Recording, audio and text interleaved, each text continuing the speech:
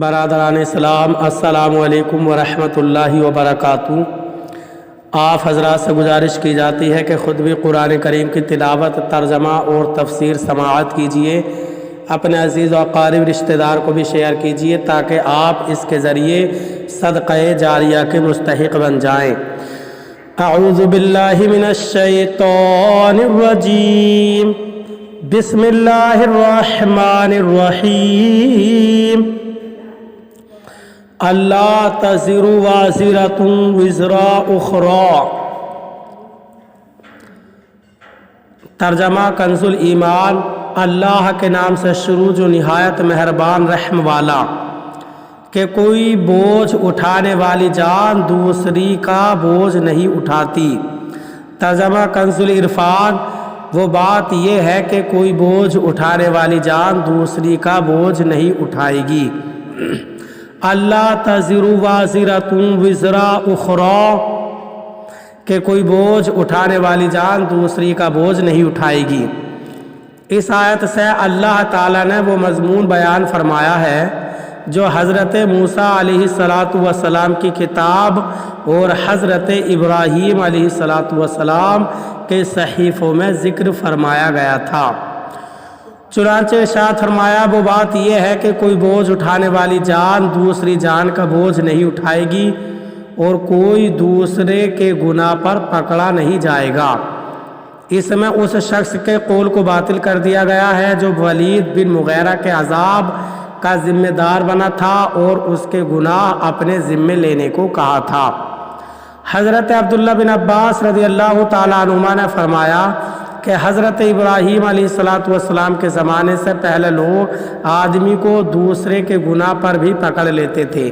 اگر کسی نے کسی کو قتل کیا ہوتا تو اس قاتل کی بجائے اس کے بیٹے یا بھائی یا بیوی یا غلام کو قتل کر دیتے تھے۔ جب حضرت ابراہیم علیہ السلام کا زمانہ آیا تو آپ نے اس کی ممانعت فرمائی اور ان تک اللہ تعالیٰ کا یہ حکم پہنچایا کہ کوئی کسی کے گناہوں کے بوجھ کی وجہ سے پکڑا نہیں جائے گا۔ وَأَن لَّيْسَ لِلْإِنسَانِ إِلَّا مَا سَعَىٰ۔ ترجمہ کنز الایمان۔ اور یہ کہ آدمی نہ پائے گا مگر اپنی کوشش۔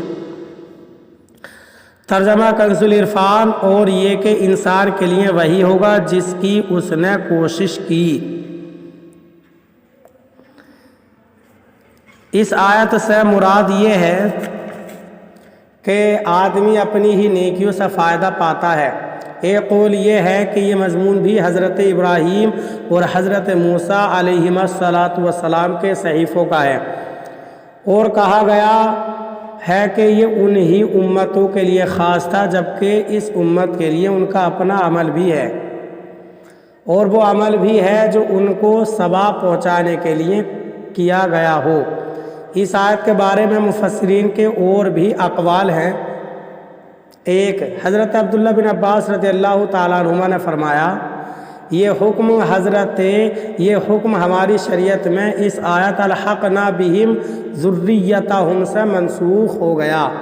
دو، یا انسان سے کافر مراد ہے اور آیت کے معنی یہ ہے کہ کافر کو کوئی بھلائی نہ ملے گی، البتہ اس نے دنیا میں جو بھلائی کی ہوگی تو دنیا ہی میں رزق کی وسعت یا تندرستی وغیرہ کے ذریعے اس کا بدلہ اسے دے دیا جائے گا تاکہ آخرت میں اس کا کچھ حصہ باقی نہ رہے۔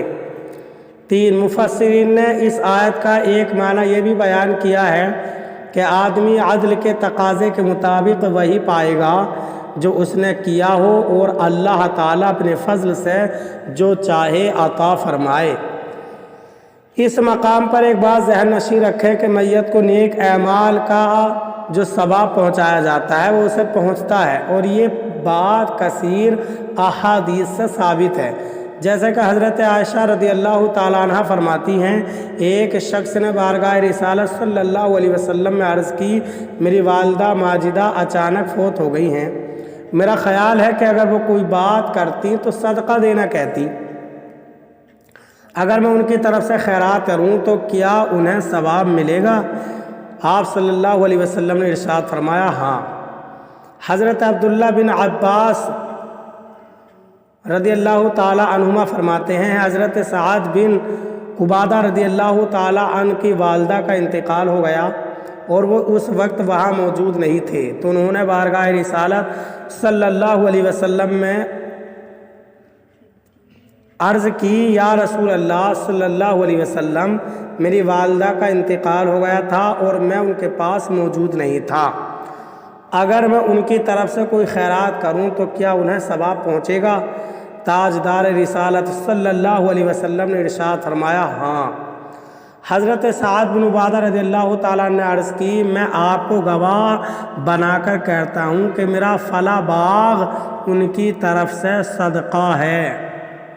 حضرت سعد بن عبادہ رضی اللہ تعالیٰ عنہ فرماتے ہیں، میں نے ایک مرتبہ بارگاہ رسالت صلی اللہ علیہ وسلم میں عرض کی، یا رسول اللہ صلی اللہ علیہ وسلم، سعد کی والدہ کا انتقال ہو گیا ہے تو کون سا صدقہ افضل ہے؟ ارشاد فرمایا، پانی۔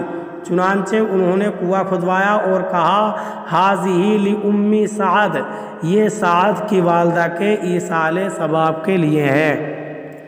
نیز ایصال ثواب کے درست ہونے پر صحیح العقیدہ علماء امت کا اجماع ہے اور فقہ کی کتابوں میں بھی بکثرت مقامات پر اس کا جواز مذکور ہے۔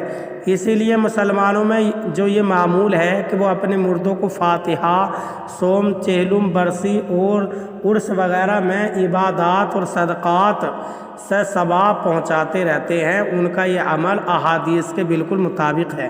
نیز یہ بھی یاد رکھیں کہ ایصال ثواب کے لیے شریعت کی طرف سے کوئی دن خاص نہیں، بلکہ جب چاہیں، جس وقت چاہیں ایصال ثواب کر سکتے ہیں، اور اگر عزیز رشتہ داروں یا دوستوں احباب کی سہولت کے لیے دن معین کر کے ایصال ثواب کیا جائے تو اس میں بھی کوئی حرج نہیں ہے۔